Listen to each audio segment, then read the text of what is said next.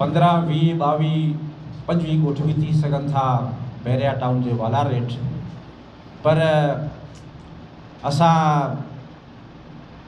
गभोलनि जा ॻोठ, पर असां जिन खे ॾिसूं था हिकिड़ो त अलाह खे प्यारो थी वियो पंहिंजो चाचा फैज़ मोहम्मद गभोल, ऐं ॿियो असां सां गॾु वेठो आहे, ऐं जंहिंखे असां ढुड़ंदे ॾिसूं था, इहो इश्क़ आहे, इहो जुनून आहे जेको माण्हू खे पंहिंजे कम सां, पंहिंजे मक़सद सां उनखे जोड़े रखे थो। इहो इश्क़ आहे, इहो जुनून आहे जेको माण्हू खे वहण वहण, वस्ती वस्ती, ॻोठ ॻोठ, शहर शहर, जबल जबल, पहाड़ पहाड़ जेको आहे माण्हू खे ढोड़ाए थो।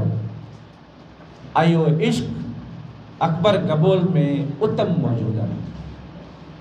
हाणे मां तव्हां खे ख़िताबु ॾींदुसि पंहिंजे महिमान ख़ासि अकबर गभोल खे, त उहे अचनि ऐं पंहिंजनि ख़्यालनि जो इज़हार कनि।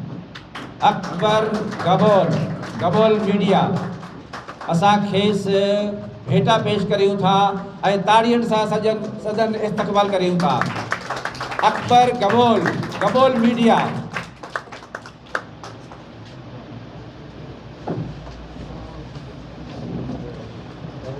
तई बख्शिशो दादानी चमदार नया वाजा, मन आजोई लोटो का रदकारे नया वाजा।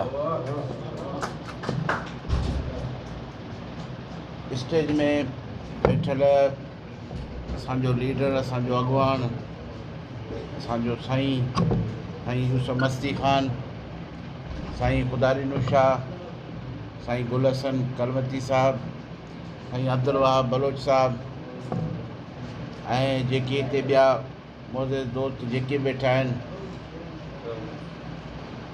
साईं सामी मेमण अवामी प्रेस क्लब, अस्सलाम वालेकुम। सभ खां पहिरीं त मां सामी मेमण ऐं अवामी प्रेस क्लब जे सॼे दोस्तनि खे, उन्हनि खे दिलि जे गहराइयुनि सां उन्हनि जो शुक्रियो अदा कंदुसि, जंहिं मूंखे एॾो वॾो मान ॾिनो, मूंखे एॾो वॾो जेको इज़त ॾेई हिते पेश कयो आहे। हक़ीक़त में छा आहे त मूंखां वधीक ॿिया बि अहिड़ा हिन देश जा, हिन धरतीअ जा, हिन ॿोलीअ जा अहिड़ा गुमनाम सिपाही मौजूदु आहिनि जेके मूंखां बि वधीक महाज़ ते वेठा आहिनि। पर बहरहाल इहा साईं वारनि जी महिरबानी आहे, इहा क़ुर्ब आहे हिननि जी, जो मूंखे इज़त ॾेई करे मूंखे हिन जेको आहे सो अॼु स्टेज ते घुरायूं ऐं तव्हां दोस्तनि खे हिननि घुरायो आहे, इहा हिननि जी वॾी महिरबानी। बाक़ी ॻाल्हि इहा आहे त जेसीं ताईं सहाफ़त जी ॻाल्हि आहे, हक़ीक़त में सहाफ़त हिकिड़ी वॾी ॻाल्हि आहे। सहाफ़त या मामूली ॻाल्हि कोन्हे त जेको माण्हू कैमरो खणे या माइक खणे उहो सहाफ़ी आहे। सहाफ़ी जी त हिकिड़ी मां सम्झां थो त जेका हिकिड़ी इज़त और मक़ाम शान आहे, हिकिड़ी वॾी ॻाल्हि आहे, ऐं उन जूं जेके ज़िम्मेवारियूं आहिनि, मां सम्झां थो त मां उन जे मुक़ाबले में कुझु बि कोन आहियां। ऐं मूंखां वॾा वॾा सहाफ़ी अहिड़ा आहिनि जेके वधीक हिकिड़ा ईअं तव्हां चओ त गुमनाम सिपाही जी हैसियत में बि हिते कमु कनि था। बहरहाल इहा दोस्तनि जी महिरबानी जो मूंखे जेको सो हिननि एॾो वॾो जेको उर्दू में चवंदा आहिनि बढ़ा चढ़ा के जेको साईं वारनि पेश कयो आहे। बहरहाल इहा दोस्तनि जी हिकिड़ी मोहबत आहे। ॻाल्हि इहा त दोस्तो, असां हक़ीक़त में कराची में रहण वारा हूअं बि माण्हू, असां हिते जेको आहे सो कई जंगियूं ॾिठूं, कई हालतूं ख़राबु असां हिते ॾिठा, ऐं उन में ख़ासि तौरु उहे जे असां वटि जेके माण्हू जिन में थोरो बि हिन धरतीअ जो, ॿोलीअ जो, हिन इलाइक़े जो, हिन जो दर्दु हुयो, उन्हनि खे त उन ॻाल्हि जो यकीन अहसासु हूंदो, पर जेके माण्हू कोन्हे उन्हनि लाइ त कोन्हे। पर असांखे शुरू खां ई मूंखे त नंढपण में जेको आहे सो पंहिंजे हिन धरतीअ सां, सिंध हुजे चाहे बलूचिस्तान हुजे, चाहे जेके पंहिंजे सिंध जा जेके अदीब हुजनि, दानिश्वर हुजनि, शाइर हुजनि, पंहिंजे बलूचिस्तान जा शाइर अदीब जेके हुजनि, उन्हनि सां मूंखे हिकिड़ो ख़ासि क़िस्म जो लॻाव हुयो। ऐं मुंहिंजो जेको पसंदीदा शख़्सियत शाह साईं अब्दुल लतीफ़ भिठाई साहिबु ऐं सईद ज़हूर शाह हाशमी जेके मुंहिंजा आइडियल शख़्सियत हुया, ऐं उन्हनि खे ज़ाती तौरु घणो पसंदि कंदो हुउसि। बाक़ी सियासत सां को ख़ासि एॾो मुंहिंजो वास्तो न रहियो आहे। हा, जीअं त हाणे सिंध में असां रहण जे करे असांजो ज़्यादातर जेके असांजा वॾा पीपल्स पार्टी सां हुया, उन हिसाब सां मां शुरू में थोरो घणो पीपल्स पार्टी सां रहियुसि। तक़रीबन मुंहिंजे ख़्याल में इहो साल ॾेढ मूं हिन में रहियुसि। हुन में 83 जे तहरीक में जेको MRD जो हलियो, उन में बि असां जेको आहे सो MRD सां गॾु हुयासीं, उन में बि असां जदोजहद कई। उन खां अलावा मुंहिंजे ख़्याल में बाद में जेको मोहतरमा बेनज़ीर भुट्टो जॾहिं आई, उनजी तहरीक हली 1986 में, शायदि 86 में तहरीक हली, उन में बि असां इन में बि गॾु हुयासीं। बाद में जॾहिं बेनज़ीर वज़ीर आज़म थी, उन खां बाद जेको सो मूंखे मतिलबु त मज़ो कोन आयो त हिते का शइ कोन्हे, असांजे अहिड़नि माण्हुनि जी हिते जाइ कोन्हे।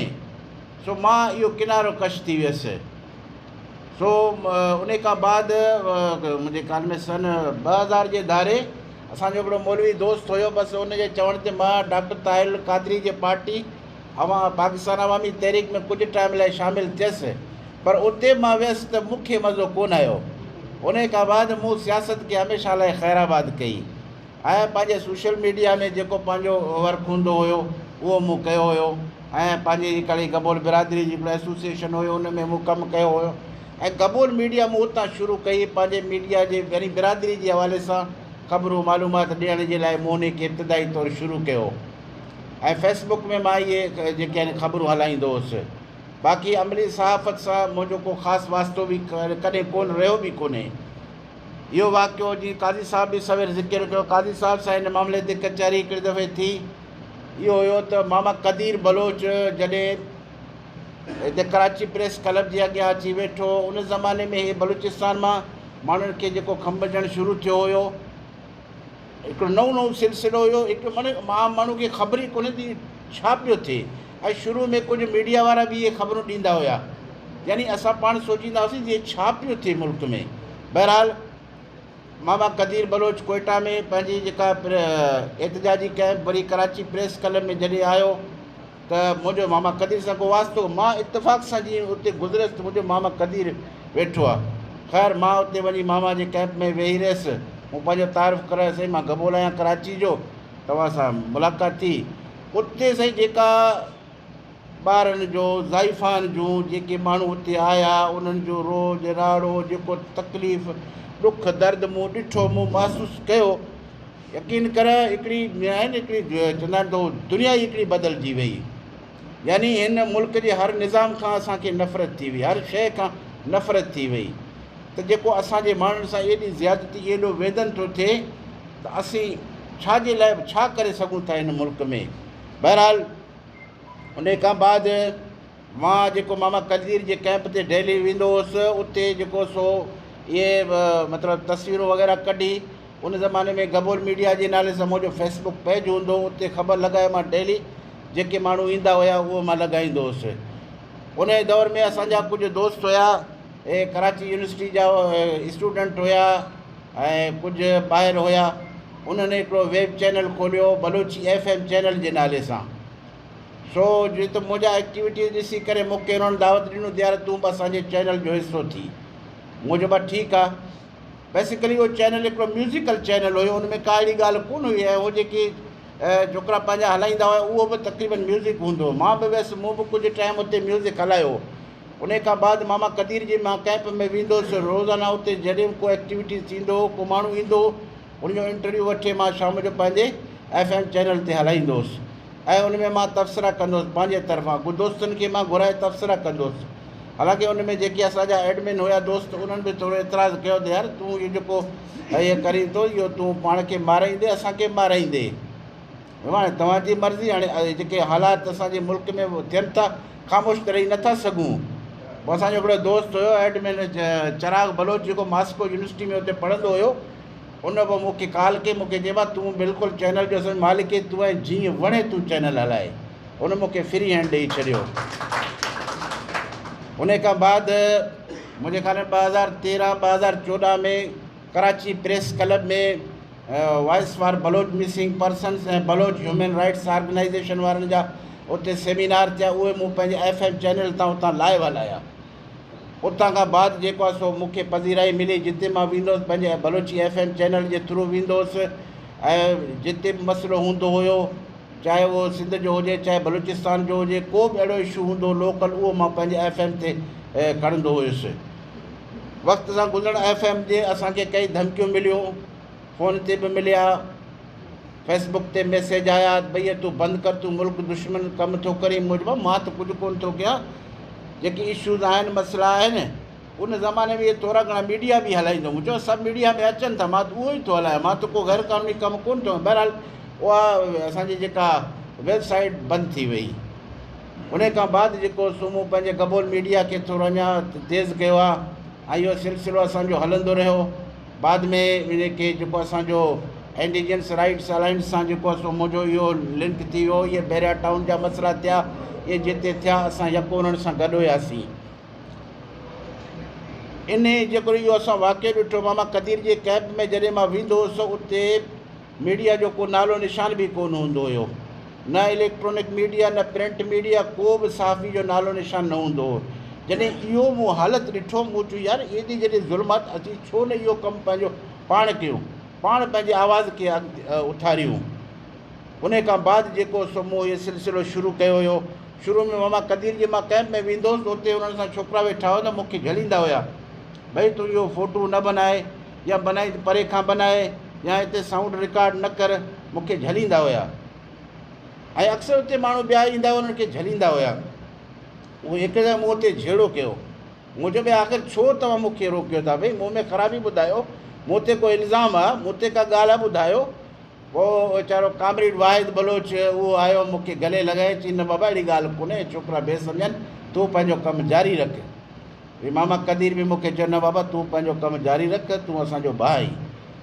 मक़सदु नवां माण्हू ईंदा हुआ, पोइ उन्हनि ते उहो शक कंदा हुया, त मूंखे बि उन्हनि अलाए छा सम्झोसि भई अलाए छा कंदो असां सां। बहरहाल मां उन खां बाद जेको इहे पंहिंजो माइक खे आहे सॼो सिस्टम मूं कयो आहे ऐं असां जेको थी सघो आहे मिसिंग पर्सन्स खां मूं पंहिंजी शुरूआति कई। वरी इहे धरतीअ ते वालार जा सिलसिला शुरू थी विया, वठ वठा थी, चाहे इहे सिंध में हुजनि चाहे बलूचिस्तान में, जिते बि हूंदो हुयो इन्हनि मसइलनि ते मूं आवाज़ु उथारियो। हालांकि इन में मुंहिंजो अधो मरूम जो गुज़ारियो वीचारो मरूम, उहो मूं हिकिड़े मूंखे झले चयो भाई मूंखे लॻे थो तूं इहो मामा कदीर जे कैंप में असांखे विहारींदे, महिरबानी करे तूं हिन हथु पट। मूं चयो हाणे मां जेकॾहिं हथु पटियां त को ॿियो ईंदो, इहो कमु कंहिं न कंहिंखे त करिणो आहे, मां कयां थो भई। बहरहाल इहो सिलसिलो हलंदो रहियो। इन दौरान असांखे धमकी बि मिलिया ऐं जेको आहे सो काफ़ी असां ते मथां थिया, मूंखे ख़ुदि एजेंसी वारनि खयो बि आहे, टार्चर बि कयऊं। सो बहरहाल मां निकिरी आयुसि ऐं मामा कदीर जो जेको तारीख़ी लॉन्ग मार्च हुयो, जेको कराची कोयटा खां कराची, कराची खां इस्लामाबाद ताईं हलियो, कराची खां मां DG खान ताईं गॾु हुयुसि। हिते राजनपुर जे वेझो असां हिकु दफ़ो वियासीं, हिते बाबा वीगो गाॾी में आया कुझु मुसल्ला माण्हू, धमकी ॾिनो मामा कदीर खे त भई जेको आहे सो हे पंहिंजो लॉन्ग मार्च खे फ़ौरन बंदि कयो, न बंदि कंदा तव्हांखे हिते ई अॻियां मारे छॾींदासीं, अॼु जो अॼु। बहरहाल मूंसां हिकु दोस्त विया, उहो बि थोरो घबराइजी विया, कुझु मामा कदीर सां बि कुझु माण्हू हुया, उहो बि हलिया विया, कुझु ॿिया माण्हू अचणा हुया, उहो बि कोन आया उन ॾींहुं। मां सॼो ॾींहुं मामा कदीर सां गॾु हुयुसि। मुंहिंजो दोस्त मूंखे चई यार हाणे त वॾो मसइलो आहे, अॼु कुझु बि थी सघे थो, हितां निकिरूं। मूं चयो न भई निकिरणो कोन्हे। हाणे जॾहिं माण्हू आयो आहे त उहो चवंदा आहिनि त हमो यारां दोज़ख हमो यारां बेस्ट, हाणे पोइ ते हटणो कोन्हे, अॼु मरंदासीं हिननि सां गॾु मरंदासीं। ऐं जेकॾहिं मामा कदीर बलोच जहिड़े माण्हू सां मरिजी वियासीं त इहो असां लाइ एज़ाज़ु आहे। हिन में इहो कोन्हे त पोइ असां मुफ़्त जो हराम जो मौत मारिजी वेंदासीं। उन खां बाद मामा कदीर वारा हिननि जो काफ़िलो त ख़ैर पंधु हलंदो, असां त पंधु कोन, असां गाॾी में यको टच। पर उन ॾींहुं त मूं बिल्कुलु गाॾी सां एॾो जाम रखियो आहे, मूं चयो जॾहिं ख़ुदा न ख़ासिता को हमलावर अचे बि सही त अॻियां असां हूंदासीं, पोयां भले असांजा साथी महफ़ूज़ थियनि। बहरहाल इहे सिलसिला असां ते आया, पर असां न मुड़ियासीं, असांजो इहो तहरीक हलंदो रहियो। हाणे मूंखे काफ़ी दोस्तनि इहो चयो यार तुंहिंजो कबूल मीडिया इन जो नालो चेंज कर। मूं चयो हाणे ॻाल्हि इहा त मूं इहो नालो शुरू में रखियो हुयो, हाणे अॼु मां इन में एॾो उहो थियो आहे त हर को मूंखे नथो सुञाणे, गबोल मीडिया खे सुञाणे थो। ऐं इहो दुनिया खे ख़बर आहे त गबोल मीडिया कंहिं ख़ासि शख़्सियत जो या कंहिं ख़ासि क़बीले जो माण्हू हे चैनल कोन्हे, हे हिकिड़ो मज़लूमनि जो आवाज़ु आहे, चाहे उहो मज़लूम सिंध में हुजनि चाहे बलूचिस्तान में हुजनि, उन्हनि जो आवाज़ु आहे मज़लूम जो। अॼु हर कंहिंखे ख़बर आहे। हालांकि शुरू में मां जॾहिं कराची प्रेस क्लब उते प्रोग्राम थींदा हुया त काफ़ी माण्हुनि चयो त नबील गबोल जो शायदि चैनल आहे। मूं चयो व नबील गबोल जो कोन्हे, हे मुंहिंजो ज़ाती चैनल आहे बाबा, मुंहिंजो इन चैनल सां नबील जो को वास्तो ई कोन्हे। बहरहाल दोस्तो, असां हिन पंहिंजे चैनल जे थ्रू यानी न कंहिंजे अॻियां झुकणु न कंहिंखे मिनत करणु इहो असां में रहियो ई कोन्हे। काफ़ी दोस्त घुराईंदा आहिनि, परे परे घुराईंदा आहिनि, वेंदा आहियूं, कॾहिं बि मूं इहो न चयो त बाबा असांजी मदद कयो या असांजी हेल्प कयो या गाॾी में पेट्रोल विझण करे, असां इहो कोन रखियो आहे। पहुची सघंदासीं, पंहिंजे जेब में दम हूंदो त पहुचंदासीं, न हूंदो त घर वेही रहंदासीं, पर असां इहो कॾहिं सिलसिलो कोन कयो आहे। ऐं इनशा असांजो इहो सिलसिलो जेको आहे तव्हांजे दोस्तनि जे महिरबानी सां जेको आहे सो अॻिते बि जारी रहंदो। ऐं ख़ासि तौरु हिन पेशे में हक़ीक़त में जॾहिं मां आयुसि त घणेई सहाफ़ी दोस्त मिलिया एॾा, पर मूं कंहिंसां बि सची ॻाल्हि आहे त सभई सां दुआ सलाम, पर मां ईअं बाक़ाइदा कंहिंसां कमु कोन कयो आहे।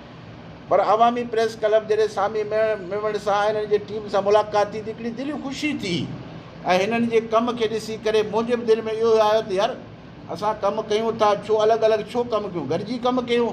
छो सामी मेमण वारनि सां असां गॾु हूंदा आहियूं, जिते बि हिननि जो प्रोग्राम हूंदो आहे असां गॾु वेंदा आहियूं ऐं मसइला तक़रीबन उहे साॻिया जिन में मां जदोजहद कंदो आहियां साईं वारा बि उन में।